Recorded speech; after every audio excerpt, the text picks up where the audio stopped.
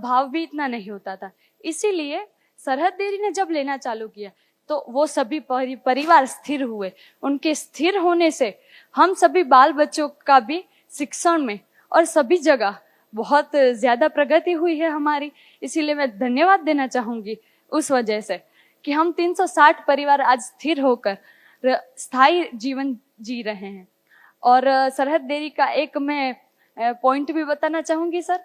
कच्छ के अंदर चार कैमल मिल्क की डेयरियां हैं, तो हमारे यहाँ सभी कोड ऑनलाइन होते हैं। तो क्या होता है कि ऊंट तो 12-13 किलोमीटर चलती रहती है, वो कहाँ पर रुकती नहीं है। तो आज वो मांडवी है तो कल वो मुंद्रा में भी होंगी। तो सरहद डेयरी ने क्या किया है, सबके कोड ऑनलाइन किए हैं। तो आज आप यहाँ भी दूध भरा सकते हो और कल वहां भी। तो ये पशुपालकों को बहुत ज्यादा इससे फायदा हुआ है। इससे मैं धन्यवाद कहना चाहूंगी। और दूसरा सवाल तो नहीं कहूंगी सर, अपनी बात रखना चाहती हूँ कि सर अगर हो सके तो कैमल मिल्क है उसे केमिकल ट्रायल में भेजा जाए और उस पर रिसर्च की जाए। तो वो ऑलरेडी मैंने 4 आयुर्वेदिक कंपनियों को ऊंटनी के दूध की औषधीय गुण जो है और कौन कौन से इसके गुण किस रोग के लिए काम आ सकते हैं, इस पर बहुत डिटेल रिसर्च चल रहा है। 4 कंपनियों का चल रहा है और उसमें से एक कंपनी ने तो इसको पूरा भी कर लिया है, बाकी 3 का भी समाप्ति की ओर है। उसके बाद देश भर के ऊंट पालन करने वाले क्षेत्र वैसे बहुत कम है, मगर सब जगह से ये मिल्क को कलेक्ट कर कर उसका औषधीय गुण का उपयोग कर कर अनेक गुना रेट कैसे मिल सकता है ऊंट पालन करने वालों को, वो हम एक योजना राजस्थान सरकार और गुजरात सरकार दोनों मिलकर बनाने हैं। मुझे नागौर से 3 साल पहले किसी का पत्र आया था कि हमारी ऊंट की प्रजातियां लुप्त हो रही। उस वक्त मैंने ये आयुर्वेदिक कंपनियों को कहा था और उन्होंने करा। अब उनके दूध के औषधीय गुणों का स्टडी कर कर इसमें से कुछ रोग की सटीक दवाइयां अगर बनती है तो ये ऊंट का दूध का जो रेट है वो अनेक गुना हम बढ़ा सकते हैं। और जब ऊंट पालन और ऊंटनी के दूध का रेट बढ़ेगा तो स्वाभाविक रूप से नस्ल संरक्षण में हमें बहुत फायदा होगा। नस्ल संरक्षण के लिए भी राजस्थान सरकार अभी वैज्ञानिक तरीके से किस प्रकार से नस्ल का संरक्षण और संवर्धन दोनों हो सकता है, इसके लिए भी बात कर रही है। धन्यवाद। इस महत्वपूर्ण संवाद के बाद आगे बढ़ते हैं। नौगांव पैक से हमारे बीच मध्य प्रदेश से पधारी है रुचिका परमार। सर्वप्रथम मैं मंच पर आसीन महान माननीय मंत्री जी एवं यहाँ पर आसीन भाई बहनों एवं मुझसे बड़े आदरणीय माता पिता की उम्र के उन सभी का धन्यवाद करना चाहूँगी जो उन्होंने मुझे इस अवसर दिया अपना अनुभव साझा करने का। मेरा नाम रुचिका परमार है। मैं मध्य प्रदेश के धार जिले की जिला सहकारी केंद्रीय बैंक मर्यादित धार में समिति प्रबंधक के पद पर IBPS के माध्यम से जो चयन हुआ उसमें मेरा भी चयन हुआ। जैसा कि हमारी संस्था में 2508 मेंबर की संस्था है जिसमें हम 15 करोड़ का नगद एवं खाद का वितरण करते हैं। तो हमारी संस्था में हम मेंबर्स कितने हैं संस्था में? 2508। खाद वितरण के अलावा क्या करते हो? खाद वितरण के साथ हम नगद का वितरण करते हैं प्लस समर्थन मूल्य का भी कार्य करते हैं। उसके साथ ही हम PDS का भी कार्य करते हैं। तो जैसा कि अभी अपनी सहकार से समृद्धि के तहत एक पहल चल रही संस्था को एमपेक्स में कन्वर्ट करने का, तो उसमें हमारे बरसों से कई एक संस्था की जमीन रखी है जिसको अनयूज्ड रखी है, तो हम उसको यूज करके वहाँ पे एक मैरिज गार्डन का प्रस्ताव किया है, जिससे कि अपने जो संस्था में मेंबर्स है और जो गांव में मेंबर्स है वो सिटी में जाते हैं मैरिज गार्डन के लिए अपने वैवाहिक कार्यक्रम के लिए। कितनी जगह है आपके पास? सर जैसे अपने पास 1 हेक्टेयर जमीन है तो उसमें अपन marriage garden. District cooperative bank से संबंध है आप? जी सर है। आप डिटेल देखकर जाइए, डिस्ट्रिक्ट कोऑपरेटिव बैंक से जरूर लोन कराएंगे। हाँ। और सभी पैक्स ने इस प्रकार की कोई न कोई अन्य गतिविधि जो पैक्स को समृद्ध करे, पैक्स के खर्चे निकल जाए, इतना इनकम इसमें से हो, ऐसी कोई न कोई गतिविधि आप जोड़ सकते हो। जैसे कई सारी गतिविधियां हैं, जैसे अब हर घर नल का योजना आया, इसका मेंटेनेंस पैक्स कर सकते हैं। सीएससी पैक्स भी बन सकते हैं, डेयरी भी बन सकती है, माइक्रो एटीएम आप ले सकते हैं, बैंक मित्र बन सकते हैं। कई सारे ऐसे काम हैं जो पैक्स कर सकता है। लगभग 25 ऐसी अलग अलग छोटे बिजनेस हमने निकाले। अब इसमें मैरिज हॉल नहीं है, मगर कर सकते हैं, इसमें आपको कोई नहीं रोक सकता। आप भारत सरकार के सहकारिता विभाग की साइट पर जाएंगे और मॉडल बाइलॉज को डाउनलोड करेंगे तो ढेर सारी चीजें कैसे आपको अधिकार देती है वो मालूम पड़ जाएगा। और हमारी साइट पर मल्टी डायमेंशनल पैक्स के लिए जितनी भी चीजें हमने खोली है वो सब इसके अंदर समाहित है। आप डिटेल देकर जाना, डिस्ट्रिक्ट कोऑपरेटिव बैंक में आप लोन की अर्जी करो, हम जरूर कराएंगे आपसे। हाँ, कैसा, कितना टर्नओवर कितना होता है? सर अभी 15 करोड़ का अपन कर रहे हैं।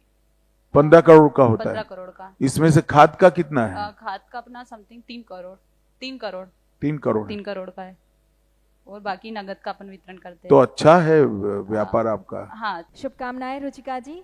और अब हमारे बीच है नोजीबेन नितिश भाई चौधरी, जो कि बनासकांठा गुजरात से पधारी हैं।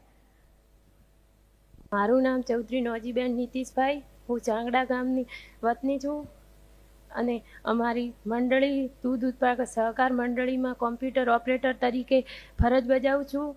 તમે કોમ્પ્યુટર ચલાવો છો? કોમ્પ્યુટર ઓપરેટર क्या તરીકે। सीखा? हैं? कहाँ सीखी आप? सर हमारे वहाँ से सीखी, मंडली में से, मंडली वाले सीखवा, मंडली में से, आपकी शंकर भाई सोसाइटी ने सिखाया? सोसाइटी में से। शंकर भाई चौधरी और साहब गुजराती महिला में कर्मचारी तरीके। गुजराती में टाइप करती है आप? हाँ, गुजराती में। तो फैट गिनना, ये करना हाँ, सब आता है? फेट ऐसे ने निकाल। भाई और ताली सब- बजाओ इनके लिए सभी लोग। और सब हमारे गांव में आप आए थे न, तब से हमारे गांव में माइक्रो एटीएम की शुरुआत हुई। पहला हमारे गांव में कोई माइक्रो एटीएम के और कोई नहीं थे, એટલે हमारे गांव वासियों को दूसरे गांव में जाना पड़ता है। अब आपको मालूम है माइक्रो एटीएम हाँ, में माइक्रो। नहीं, सूद ब्याज कितना लगता है मालूम है? हाँ सर, ये तो एमनो ब्याज कोई ना लगे। सभी मेंबर बन गए हैं, सभी मेंबर को मिलता है? ना, सभी मेंबर नहीं है। दो हमारे ग्राहक मित्र છે, ડેરીમાં ગ્રાહક મિત્ર છે 675, તેમાંથી 200-250 જેટલા જ। 250-250 लोग बने हैं। हाँ, दूसरे लोग तो ऑनलाइन। रोज कितना दूध आता है आपकी?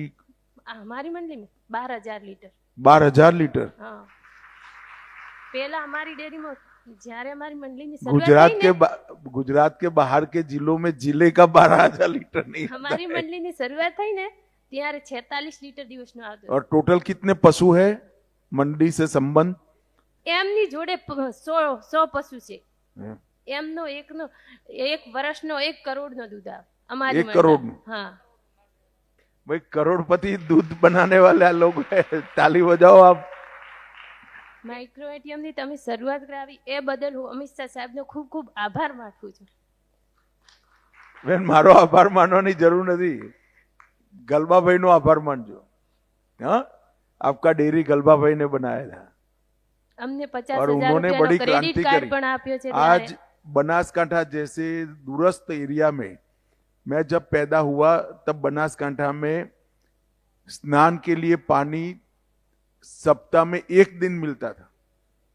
मध्य प्रदेश राजस्थान वालों को मालूम नहीं होगा, बनासकांठा और कच्छ ये हमारे यहाँ बहुत पानी की तकलीफ वाले जिले थे गुजरात में। और वहां आज एक परिवार 1 करोड़ रुपया साल का दूध में से कमाता है। ये बहुत बड़ी बात है भाई, और बहुत बड़ा परिवर्तन हुआ है। अभिनंदन नौजीबेन आपको इस सफलता के लिए। और अब हम आगे बढ़ते हैं, राजस्थान डूंगरपुर से हमारे साथ हैं सीमा भगत जी। सबसे पहले मंत्री जी और आप सभी को मेरा जय श्री कृष्णा। सबसे पहले मैं आपका आभार व्यक्त करना चाहती हूँ सर, मंत्री जी और पीएम सर का, कि हमने आपको हमें सहकार मंडल से जोड़ा। इसके लिए हम हमारी महिला समिति में जुड़ सके और हमने महिला को आत्मनिर्भर बनाने के लिए सोचा। हमने हमारी महिला गाँव के, हम जनजाति क्षेत्र की महिला हैं और हमारी महिलाओं ने हमें 50 मेंबर बनाए जो 50-50 रुपये से उनको बचत करना सिखाया। ये आपकी कोऑपरेटिव क्या करती है? कोऑपरेटिव हमारे कोऑपरेटिव बैंक से हमें जुड़े हैं सर। कोऑपरेटिव बैंक से जुड़ी है? हाँ सर, हमारी महिला समिति हूँ। नहीं, आपकी महिला कोऑपरेटिव सोसाइटी है? हाँ, कोऑपरेटिव सोसाइटी। वो गतिविधि क्या करती है, काम क्या करते हैं आप लोग? सर हम पहले तो महिला सभी को 50-50 रुपये इकट्ठा करके उनका समूह बनाया घर जाकर, फिर महिला को बचत करना सिखाया। इसके बाद में सभी महिला हमारे उसके प्रति आत्मनिर्भर होने लगी, उनको अच्छा लगा हम अपनी खुद की बचत कर सकते हैं यूँ करके। सभी ने 1 से 2, 50 से फिर 100 हुई, 100 से 200, अब हमें 600 महिला के समूह बन गए हमारे।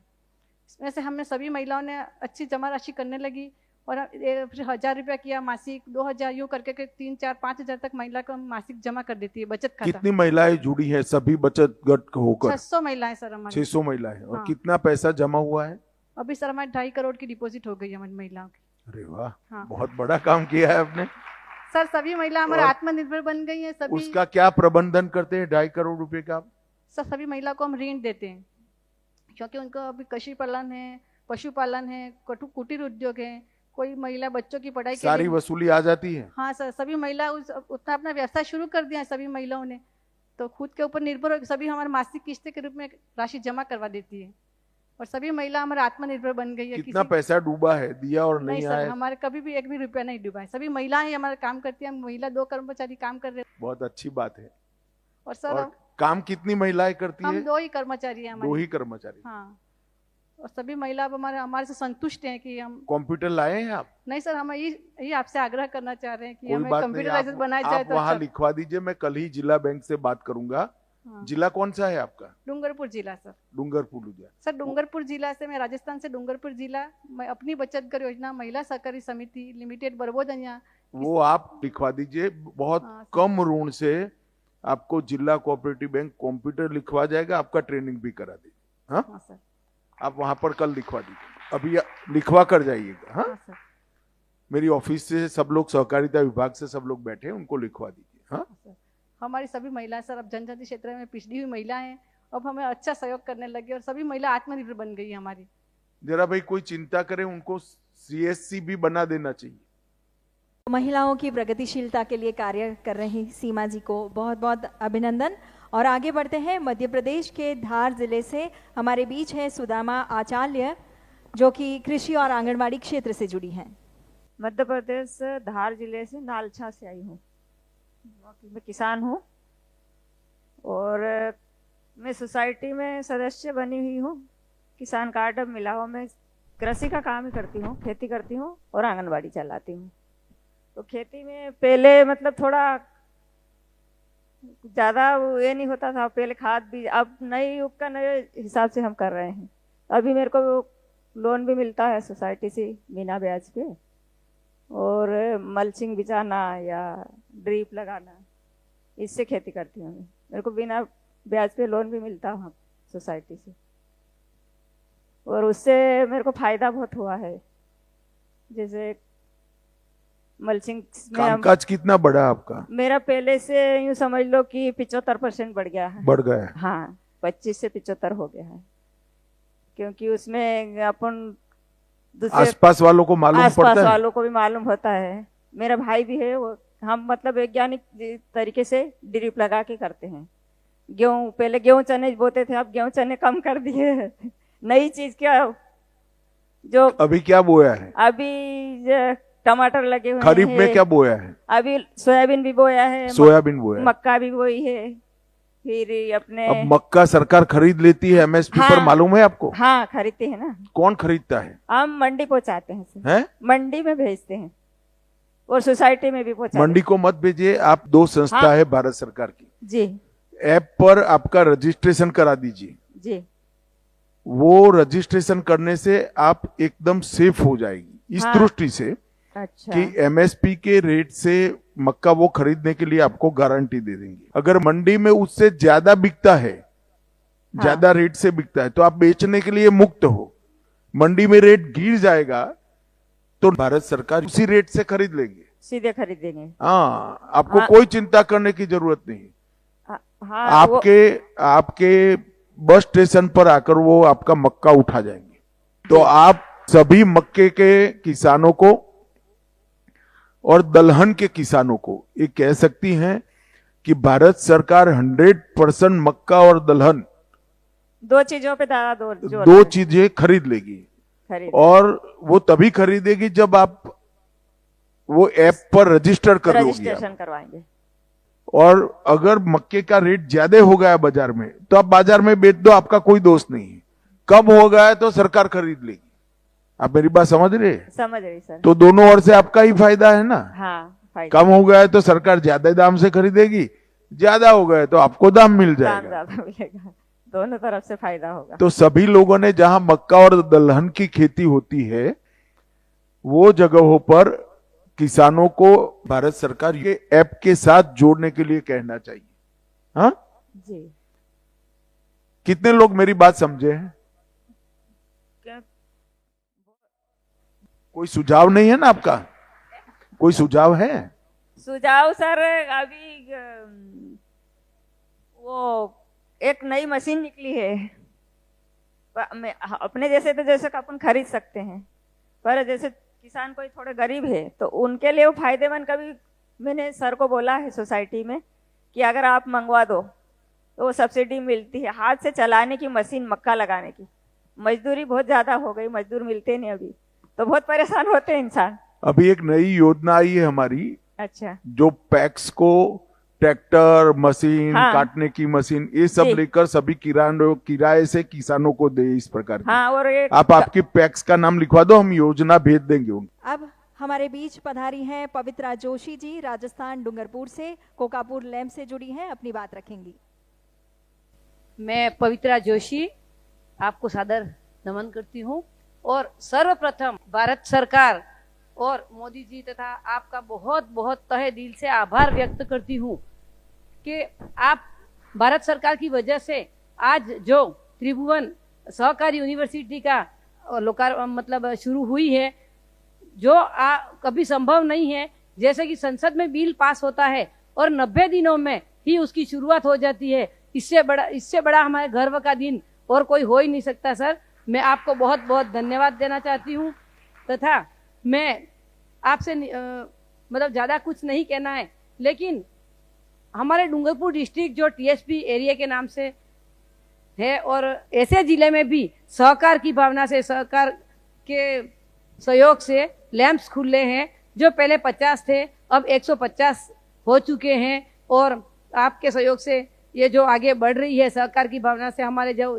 प्रचार प्रसार ज़्यादा हो रहा है, उसके लिए मैं भी आपको धन्यवाद करना चाहूँगी। समिति के माध्यम से जो हमारे छोटे छोटे कृषक है, हमारे वहाँ बड़ी खेती नहीं है, लेकिन उनको भी समय समय पर खाद, बीज एवं जो लोन उपलब्ध कराया जाता है वो लैंप्सों के माध्यम से होता है। हम चाहेंगे कि इस की प्रगति और आगे बढ़े और मैं आपसे निवेदन करना चाहूंगी। कितने मेंबर है आपके लैंप्स में? मेरे लैंप्स में 558 558 किसान फैमिली है? हाँ, फैमिली है। इसमें एक फैमिली के दो ऐसे नहीं है? नहीं, एक फैमिली के दो तो नहीं है। 558 हाँ, फैमिली है। फैमिली है। आपकी जिम्मेदारी क्या है लैंप्स में? मैं डायरेक्टर हूँ सर, और डायरेक्टर एक ही है। साल हुआ है हमारी लैंप्स नई खुली है। पहले मंडप लैंप्स में था, अभी इनका पार्ट 2 हुआ है। हमने लैंप्स में समूह बनाए और समूह के माध्यम से छोटे छोटे मतलब जैसे सिलाई प्रशिक्षण है, बंदेज प्रशिक्षण है, ऐसे महिला को किए और महिला उसमें एक्टिव भी हुई और अपनी अपनी दुकानें खोल के। ट्राइबल डेवलपमेंट कॉर्पोरेशन के जितने भी योजनाएं हैं जी और टाइफाइड की, ये सारी आपके लैंप्स को मालूम है? जी मालूम है सर। उसका उपयोग भी करती हैं? हाँ, उपयोग भी करते हैं। कितने लाभार्थी होंगे अंदाजन? अभी तक महिलाओं में तो 35 महिलाएं हैं। 35 महिलाएं 35 महिला है जो अपना रोजगार खुद स्वयं करती हैं और बचत भी करती हैं। चलो, अच्छी बात है। धन्यवाद। और अब आमंत्रित करते हैं मध्य प्रदेश के सलामतपुर पैक से कुंवर सिंह डांगी जी को। माननीय मंत्री जी और यहाँ पर बैठे सभी को मेरा जय श्री श्याम। मैं पैक सलामतपुर डिस्ट्रिक्ट रायसेन मध्य प्रदेश से हूँ। सर, मैं धन्यवाद देना चाहता हूँ हमारे देश के प्रधानमंत्री जी को, जिन्होंने सहकारिता मंत्रालय का गठन किया। और उसके बाद मैं आपको धन्यवाद देना चाहूँगा। उसके तुरंत बाद जो आपने बालोजों में संशोधन किया, उसकी वजह से सर एक हम नेपियर ग्रास का वहाँ पर काम कर रहे हैं और अभी हमारे नेपियर ग्रास लग चुका है सर। उसमें लगभग 50 एकड़ में नेपियर ग्रास लग चुका है और उसमें किसान को मिनिमम 1 लाख रुपए एकड़ का सर फायदा होगा, क्योंकि अभी उसकी लागत बहुत कम है सर, 10 से 12 हज़ार लागत है और उसको 1 लाख रुपए पर एकड़ मिलेगा। तो अभी यहाँ पे 50 एकड़ में लग चुका है। मशरूम वर्ल्ड कंपनी से हमारा टाइप हुआ है और ये जब संभव हो पाए जब आपने बायोलॉज में जो संशोधन किया है। और मेरी पैक सर 2050 मेंबर हैं और मेरी जो टर्नओवर है 9 करोड़ 35 लाख का है सर। और पैक्स के कितने लोग आए हैं, जरा हाथ ऊपर करो तो भाई। आप सभी के बायलॉज में संशोधन हो चुका है पक्का? ये बायलॉज आपके पैक्स को कभी वीक नहीं होने देंगे, ढेर सारी संभावनाएं खोलते हैं। और मेरा आपसे आग्रह है कि आपकी पैक्स का डिस्ट्रिक्ट कोऑपरेटिव बैंक का जो इंस्पेक्टर होगा, इससे एक बार ये समझ लीजिए कि बायलॉज के अंतर्गत आप क्या क्या कर सकते हैं। उनकी पूरे देश भर के डिस्ट्रिक्ट कोऑपरेटिव बैंक के इंस्पेक्टर्स की ट्रेनिंग हो चुकी है। तो राजस्थान, मध्य प्रदेश और गुजरात में तो बहुत अच्छे से हुई। तो इंस्पेक्टर साहब को बुलाकर उनके साथ आपके बायलॉज का ट्रेनिंग एक बार समझ लीजिए आप। इससे कई सारी नई गतिविधियां आप जोड़ पाएंगे। और पैक्स का जो खर्चा होता है, लाइट बिल होता है, तनख्वाह होती है, कंप्यूटर का बिल होता है, ये सारी चीजें उसी में से निकल जाएगी और पैक्स शुद्ध रूप से मुनाफा करने लगी। परंतु एक बार आपको भी संचालक के नाते देखना चाहिए। कोई चेयरमैन साहब आए हैं पैक्स के यहाँ पर या सेक्रेटरी आए हैं? आप चेयरमैन है? चेयरमैन है कोई? आप चेयरमैन है दूध मंडी के? ठीक है। हमारी सोसाइटी में 2050 मेंबर हैं सर, 9 करोड़ 45 लाख का टर्नओवर है और हमारी समिति की वसूली 98% हो जाती है। सभी किसान समय पर हमारा 0% की वजह से समय पर चुकाते हैं सर। और आगे हमारी एक योजना है, माननीय प्रधानमंत्री ने जो अनाज भंडारण योजना देश में चला रहे हैं, उसके तहत में हमारे पास 2 एकड़ ज़मीन है सर। उसमें मैं ज़्यादा तो बड़ी नहीं, लेकिन 3000 टन का मैं उसमें वेयर हाउस बनाना चाहता हूँ, ताकि हमारे किसान को जब वो चाहे जब वो अपना अनाज अच्छे दामों में बेच सके, तो उसमें हम रखने की हमारी इच्छा है। और अब कविता जोशी जी हमारे साथ हैं, जो कि राजस्थान से पधारी हैं। तलवाड़ा लैंप्स में वे व्यवस्थापक हैं। सर, मैं बांसवाड़ा जिले से हूँ, राजस्थान में बांसवाड़ा जिले से हूँ। सबसे पहले मैं अपने प्रधानमंत्री माननीय मोदी जी को बहुत बहुत अभिनंदन देना चाहती हूँ कि उन्होंने सहकारिता मंत्रालय का गठन किया। और आपको भी सर बहुत बहुत धन्यवाद देना चाहती हूँ कि आपने पैक्स कंप्यूटराइजेशन किया, जिससे समिति को बहुत फायदा हो रहा है। जो काम करते हैं वो आसानी से हो जाता है। सर, मैं बांसवाड़ा जिले में एकमात्र महिला व्यवस्थापक हूँ। हमारी समिति खाद बीज का व्यवसाय करती है सर, और ऋण वितरण करती है। हमारे 395 सदस्य हैं, उनमें अभी FIG के माध्यम से सर 1 करोड़ 20 लाख का लोन वितरण किया है। और जिन लोगों के फिंगर नहीं आ रहे थे, उनके मतलब जो बुजुर्ग है, बीमार है, उनके घर घर जाकर फिंगर लगाए सर। और अभी जो नैनो यूरिया के साथ में जो नैनो आ रहा है, उसका प्रचार अभी बहुत है। जोशी जी, ये नैनो देने के बाद थैली वाला यूरिया नहीं छिड़कना है। हाँ, सही है सर। किसान क्या करता है, नैनो भी छिड़क देता है। हाँ। और पंप से, हम और फिर लोगों को समझाते हैं सर, जो वो लेने खेत आता है में यूरिया भी डालती है। इससे हाँ, तो आपका क्रॉप जल जाएगा। हाँ, जमीन खराब हो रही है। तो जिसको नैनो की बोतल दीजिए, उसको बताइए ये थैली ही है। हाँ, नहीं समझा रहे सर बराबर लोगों को। बाद में थैली वाला यूरिया नहीं हाँ। छिड़कना है। समझ रहे किसान क्या? जी सर, हाँ समझ रहे। इफको की आप डीलर है, आपकी मंडली? हाँ, इफको से डायरेक्ट आता है खाद हमारे। कितना खाद बेचते हैं आप? अभी 18,000 सर निकलता है साल भर में। 18,000 यूरिया और 5,000 DAP। 5,000 DAP। जी सर। चलो, अच्छी बात है। कंप्यूटराइजेशन से फायदा हुआ है? हाँ, फायदा हुआ है सर। ऑपरेट कौन करता है? सर, मैं ही करती हूँ पूरा काम। आप ही करते हैं? जी सर।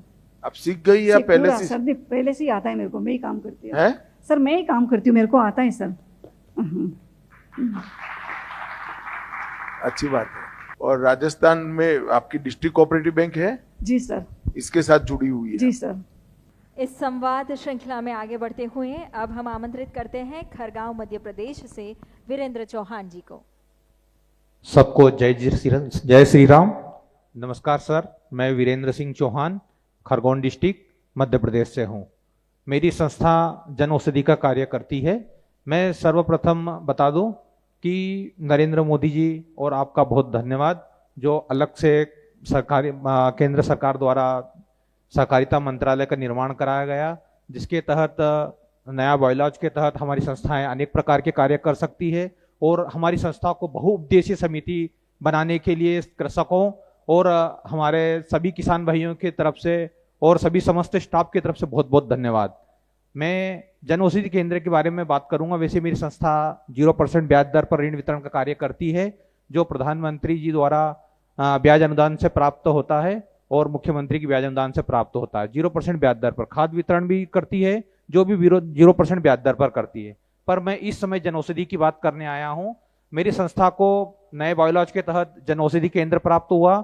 चालू हो गए आपका जन औषधि केंद्र? जन औषधि केंद्र चालू हो गए। 6 महीने अस्पताल से आपका पैक्स कितना दूर है? अस्पताल से करीबन 300 मीटर है। तो लोग आते हैं सस्ती दवाई लेने? जी सर। फार्मास्यूटिकल पढ़े लिखे व्यक्ति को रखने का रिक्वायरमेंट पूरा हो गया है आपका? जी।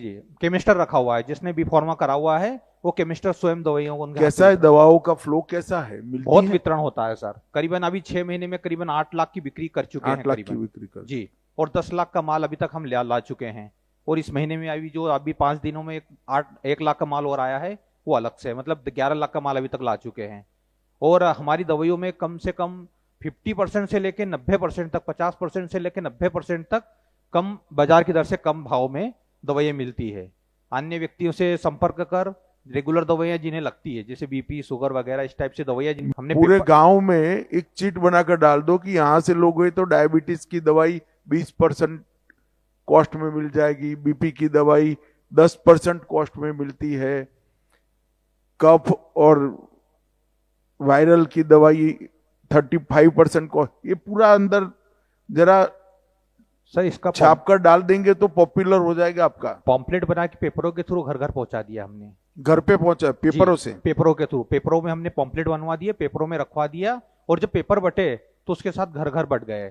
और इसके साथ माइक जो हर मतलब साप्ताहिक 1000 दिन रहता है, हार्ड वाला दिन रहता है, उस दिन हमने माइक के द्वारा ऐलान भी करवा दिया है कि हमारी संस्था द्वारा प्रधानमंत्री जन औषधि केंद्र का निर्माण किया गया है, जिसे 50% से लेकर 90% तक फुल गारंटी दवाई कि जो आप बाजार में ले रहे हो उससे कम 50% सस्ती दवाई तो हमारे यहाँ है ही है, और उससे 90% तक की दवाई भी मिल सकती है। कुछ दवाइयों डॉक्टर लिखते हैं आपके यहाँ? डॉक्टर लिख के देते हैं। चलो अच्छी बात है भाई।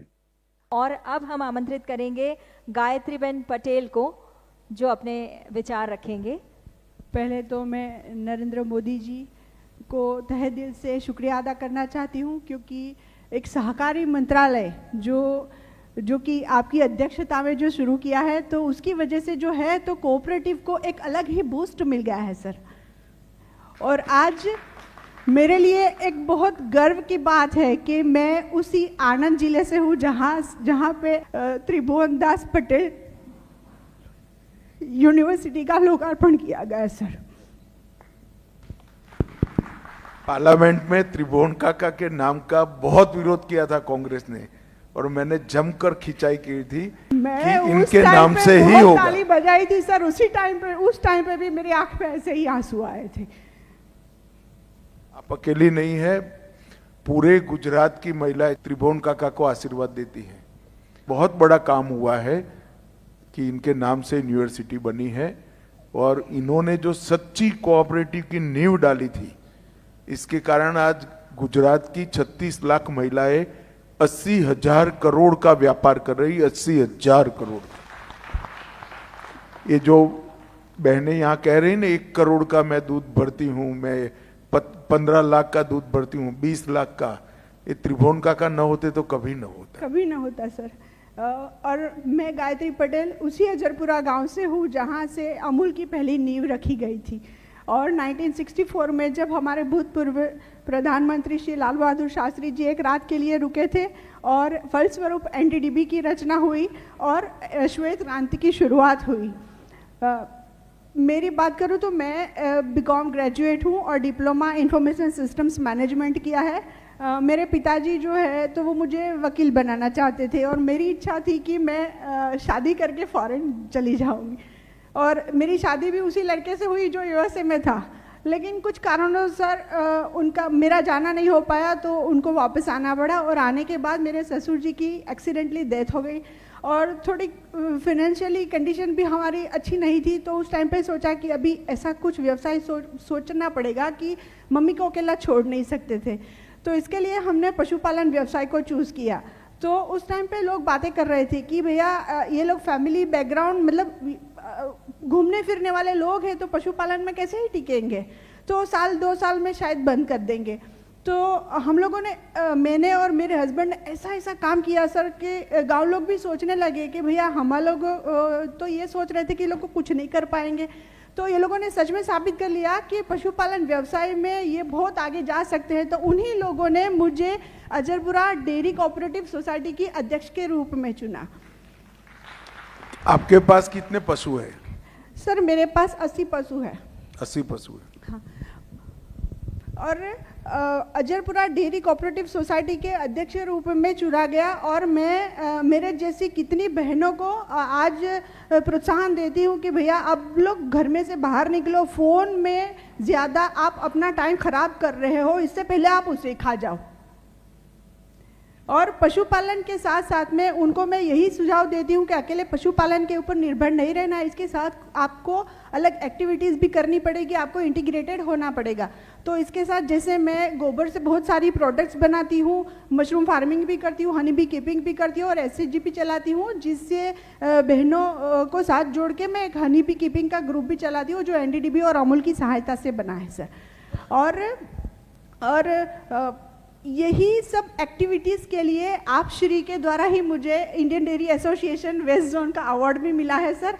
और मेरी ये उपलब्धि यही है सर कि यही व्यवसाय की वजह से मुझे आपके सामने दोबारा बोलने का मौका मिला है। और जो मैंने इच्छा की थी कि मैं फॉरेन जा कर के आऊँ, यही पशुपालन की वजह से मैंने मान सम्मान सब कमाया। आज मैं अजरपुरा कोऑपरेटिव सोसाइटी में चेयरपर्सन तो हुई, एक बार UK भी जाके आई, 2 बार USA भी जाके आई, लेकिन मेरा मन कहीं पे भी नहीं लगा। मुझे बस मेरे पशु चाहिए और मेरे फार्मर्स चाहिए। तो सहकारिता की सामुदायिक शक्ति से आज महिला सशक्त हो रही हैं। ऐसी एक बहन है परमार निकिता बहन, आइए उनके विचार हम जानें।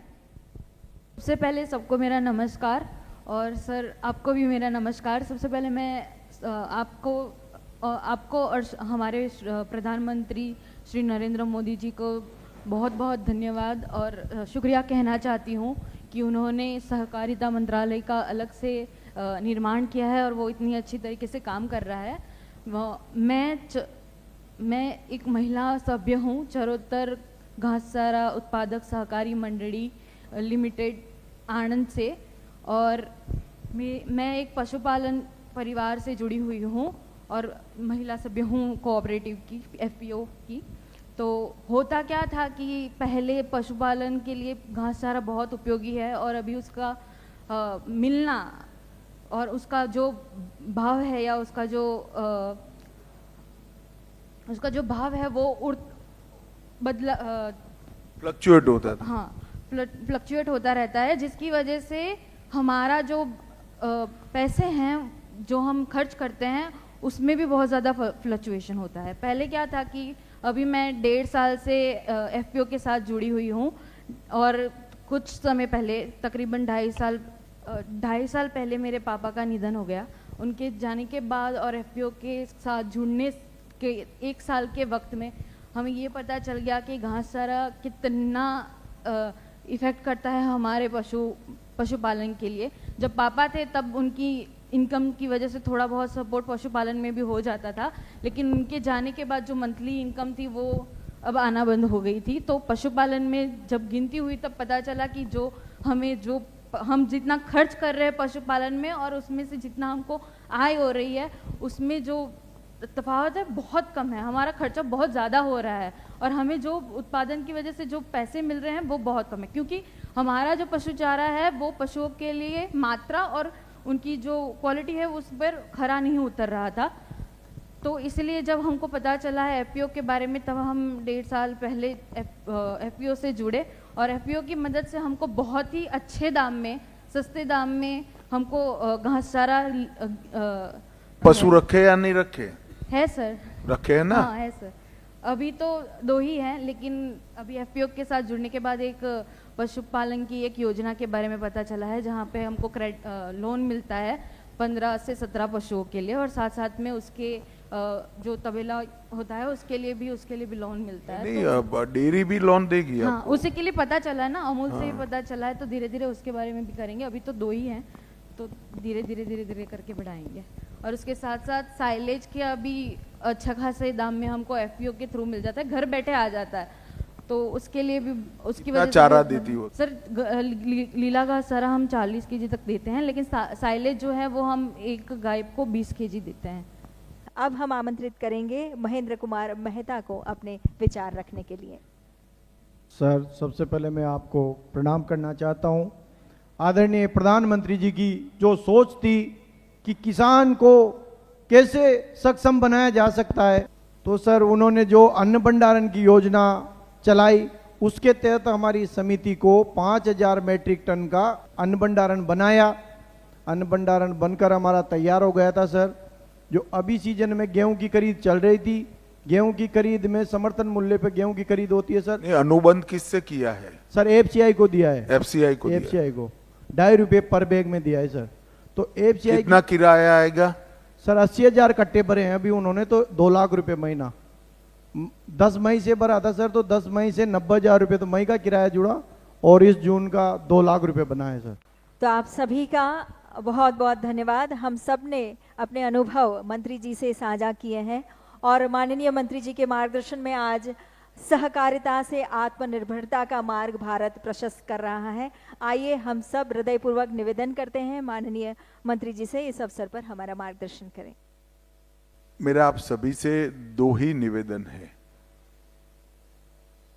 त्रिभुवन काका के नाम से त्रिभुवन सहकारिता यूनिवर्सिटी का शिलान्यास हुआ है। इस सहकारिता यूनिवर्सिटी का नाम त्रिभुवन काका के नाम पर इसलिए रखा था कि आज देश भर में मैं जाता हूं, हर जगह पे, चाहे कर्नाटक हो, चाहे उत्तर प्रदेश हो, चाहे हरियाणा हो, चाहे महाराष्ट्र हो, चाहे बंगाल हो, छोटी छोटी गरीब परिवार की महिलाओं ने आत्मनिर्भर होकर अपने बच्चों को बहुत पढ़ाया लिखाया, आगे बढ़े हैं। कई जगह पे गुजरात जैसे राज्य में जहां कोऑपरेटिव एस्टेब्लिश हो गई, वहां 1-1 करोड़ रुपया की कमाई होती है। ये मूल विचार जो था वो त्रिभुवन भाई पटेल का था, और वो व्यक्ति ने अपने जीवन में अपने नाम के लिए कुछ नहीं कहा। इतना बड़ा काम करने वाला व्यक्ति, जब मैं पार्लियामेंट में उनका नाम बोला तो देश भर में ये सवाल था कि ये कौन है। 1 महीने में सभी लोग सोचते हैं कि ये बुरी बात है, मगर व्यक्ति के लिए बहुत बड़ी बात है कि इतना बड़ा काम करने के बाद भी अपने लिए उन्होंने कोई प्रसिद्धि नहीं करी, केवल और केवल काम करते रहे। और इसीलिए कांग्रेस के विरोध के बावजूद हमने यूनिवर्सिटी का नाम त्रिभुवन दास पटेल के नाम पे किया है, क्योंकि उसका अधिकार है अब ये यश लेने का। डेयरी के क्षेत्र में ढेर सारा परिवर्तन अब हम ला रहे हैं। यहाँ बहुत सारी बहनें डेयरी की कोऑपरेटिव चलाने वाली हैं। अब हम आने वाले दिनों में गोबर का प्रबंधन, उनके खान पान का प्रबंधन, पशु की हेल्थ का प्रबंधन और गोबर के उपयोग से आपकी कोऑपरेटिव की कमाई बढ़े, इसके दिशा में अब छोटे छोटे देश भर में बहुत प्रयोग हुए हैं। हमें सारे प्रयोगों को संकलित कर कर वो प्रयोग का फल हर कोऑपरेटिव के पास पहुंचे, इसके लिए भारत सरकार योजना बना रही है। मेरी 2-3 बैठकें इसके ऊपर हो गई है। मैं आपको विश्वास दिलाता हूं कि 2-3 साल में हर कोऑपरेटिव, जो दूध कोऑपरेटिव है, उसका गोबर जैसे बहन जी ने कहा कि ऑर्गेनिक खातर बनाने के लिए उपयोग होगा, गैस बनाने के लिए उपयोग होगा और कई प्रकार के उपयोग उसमें से होंगे। और आने वाले दिनों में गांव में 500 परिवार मानो दूध उत्पादन का काम करते हैं। इसमें से 400 कोऑपरेटिव में होंगे, 200 प्राइवेट दूध वाले को दूध बेचते होंगे। उनके पशु के गोबर का काम भी हम कोऑपरेटिव को दे देंगे, उनके टीकाकरण का काम भी करेंगे, पशु आहार देने का काम भी करेंगे। तो सभी लोगों ने अपनी जिला डेयरी के साथ संपर्क बनाए रखें। 6 माह में सारी योजनाएं कॉन्क्रीट स्वरूप लेकर आपकी कोऑपरेटिव तक पहुंच जाएगी। परंतु मेरा आप सभी से दूध उत्पादक मंडियों से आग्रह है कि त्रिभुवन काका की एक फोटो जरूर अपनी कोऑपरेटिव में लगाइएगा, जिन्होंने गुजरात की सारी कोऑपरेटिव की बहनों को इतना समृद्ध किया है। और उसी के पैटर्न पर जैसे आनंद से बहन जी आई, उन्होंने क्या इनके गांव में लाल बहादुर शास्त्री जी एक दिन रुके थे, त्रिभुवन काका उनके साथ में रुके थे और शास्त्री जी को उन्होंने कन्विंस किया कि ये सिर्फ गुजरात में क्यों, इसके आधार पर नेशनल डेयरी डेवलपमेंट बोर्ड बना और नेशनल डेयरी डेवलपमेंट बोर्ड से आज 19 राज्यों में इस प्रकार की कोऑपरेटिव दूध की गतिविधि चालू हुई। तो यहां से आनंद के तहसील से जो काम शुरू हुआ वो आज 19 राज्यों में पहुंच चुका है। दूसरा, हमारे सामने बहुत बड़ा काम है और विशेषकर कोऑपरेटिव सेक्टर ने उसको सोचना चाहिए। मैंने तो तय किया है कि मैं जब भी रिटायर्ड हो जाऊंगा, मैं मेरे बाकी का जीवन वेद, उपनिषद और प्राकृतिक खेती के लिए खर्च करूंगा। ये प्राकृतिक खेती ये इस प्रकार का एक वैज्ञानिक प्रयोग है जो कई प्रकार के फायदे देता है। फर्टिलाइजर वाला गेहूं खाने से कैंसर होता है, बीपी बढ़ता है, डायबिटीज होती है, थायराइड की प्रॉब्लम आती है। शुरू में तो हमें मालूम नहीं पड़ा। तो खाने वाले के शरीर को अच्छा रखने के लिए फर्टिलाइजर, केमिकल बगैर का खाना खाना, इसका मतलब है दवाइयों की जरूरत ही नहीं पड़ेगी। दूसरा, उत्पादन बढ़ता है। मेरे खेत पर मैंने प्राकृतिक खेती अपनाई है। आज मेरे उत्पादन में लगभग 1.5 गुना बढ़ोतरी हो चुकी। आपके खेत में ज्यादा बारिश आएगी तो पानी बाहर चला जाता है ना, जाता है या नहीं जाता है, बोलिए ना, जाता है ना। अगर प्राकृतिक खेती आप करोगे तो 1 बूंद पानी बाहर नहीं जाएगा, अंदर उतर जाएगा। क्यों? क्योंकि प्राकृतिक खेती करने के साथ ही कैचवे बनते हैं। कैचवे मतलब गुजराती में अरसिया कहिए ना આપણે। अब આપણે फर्टिलाइजर डाल कर सारे कैचवे मार दिए। ये बड़े बड़े यूरिया के कारखाने डाले हैं, डीएपी के कारखाने डाले हैं, एमपीके के कारखाने डाले हैं, मगर हर केचुआ यूरिया, डीएपी और एमपीके का स्वयं कारखाना है। वो मिट्टी खाता है और खाद बनाकर बाहर निकालता है। मगर हमने जब यूरिया डाला तो केचुआ मर गया। देसी गाय के गोबर से जो बहन जी ने प्रयोग किया है, जीवामृत और पेस्टिसाइड्स भी उसी में से ही बनते। सिर्फ इतने आपको 5 प्लास्टिक के पीप खरीदना है बस। और एक देसी गाय में 21 एकड़ का खेती हो सकता है। 21 एकड़ का सिर्फ एक गाय में। और गुजरात में तो गाय के, जो देसी गाय पालेगा, प्राकृतिक खेती करेगा, गाय के रख रखाव के लिए 900 रुपया उसको सरकार देती है। आपके नाम पर चेक ही आ जाएगा 900 रुपये का। इससे आपका उत्पादन भी बढ़ता है, खाने वाले की सेहत भी अच्छी होती है, धरती भी हमारी अच्छी हो जाती है, पानी का भी बचाव होता है। सभी प्रकार से प्राकृतिक खेती हमारा फायदा करता। और भारत सरकार के सहकारिता मंत्रालय ने प्राकृतिक खेती का जो अनाज है वो खरीदने के लिए कोऑपरेटिव बनाई है। और अब बहन जी को गेहूं का भाव 2 गुना मिला, मगर एक गेहूं अमेरिका जाता है तो 6 गुना मिलता है। तो वो एक्सपोर्ट करने के लिए भी हमने एक कोऑपरेटिव बना दिया है। तो सभी लोगों ने, दूध का व्यवसाय करने वालों ने अपने गोबर के लिए भी चिंता करनी चाहिए। और गोबर का उपयोग केवल और केवल प्राकृतिक खेती में करते। बहुत सारे किसान गोबर को ऐसे ही डाल देते खेत में। एक छोटा सा प्रोसेस कर चूना, गुड़, गोबर और 2-3 हल्दी और 2-3 केमिकल डालकर अगर आप जीवामृत बनाकर डालते हो, इसको हिलाकर 36 घंटा रखना पड़ता है। तो एक गोबर कभी यूरिया न डाल पाए ऐसे खेत की रचना करेगा। और आप यूरिया का जो खर्चा करते हो वो सारा खर्चा बच्चों को अच्छा खाना खिलाने में करिए, खिलौना लाने में करिए और बच्चों को नए कपड़े दिलाने में करिए। आपका उत्पादन भी कम नहीं होगा, आप पुण्य का काम भी करोगे क्योंकि किसी को अच्छी सेहत दोगे। दूसरा पुण्य का काम करोगे, एक देसी गाय का पालन करोगे। और इसीलिए हमने प्राकृतिक खेती को बहुत बढ़ावा दिया है।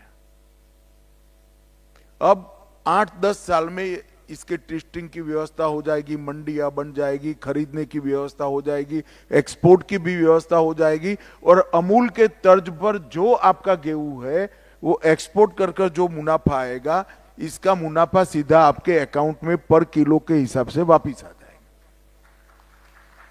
ये सारी व्यवस्था भारत सरकार ने के कोऑपरेटिव मंत्रालय ने की है। मैं जब गृह मंत्री बना तब सारे लोग मुझे कहते थे बड़ा महत्वपूर्ण विभाग आपको मिल गया, देश का गृह मंत्री होना। सरदार पटेल साहब थे तो बहुत बड़ी बात होती है गृह मंत्रालय। मगर जिस दिन मुझे सहकारिता मंत्री बनाया उस दिन मैं मानता हूं कि गृह मंत्रालय से भी बड़ा डिपार्टमेंट मुझे मिल गया है, जो देश के गरीबों के लिए काम करता है, किसानों के लिए काम करता है, गांव के लिए काम करता है, बोल नहीं पाते ऐसे पशुओं के लिए काम करता है। आप सब भी कोऑपरेटिव से जुड़े हो, बहुत सम्मान के साथ काम करिएगा। आप लोगों को मिलकर अच्छा हुआ। मैं देश भर में 3-3 राज्यों की ऐसी 10 चौपालें लगाने वाला हूं, इसी प्रकार की खुलकर बात करना। और उसमें से आपके जो सुझाव आज कुछ आए हैं, ऐसे आएंगे, तो उसके आधार पर सहकारिता मंत्रालय का आगे का काम भी हम करेंगे। कुछ ऐसा लगता है तो मेरे नाम से मेरे घर के पते पर चिट्ठी भेज देना, मैं खुद पढ़ूंगा और आपको जवाब भी दूंगा। और अगर कोई सुझाव नहीं है तो घर में अच्छा प्रसंग है तो निमंत्रण तो जरूर मुझे भेज देना।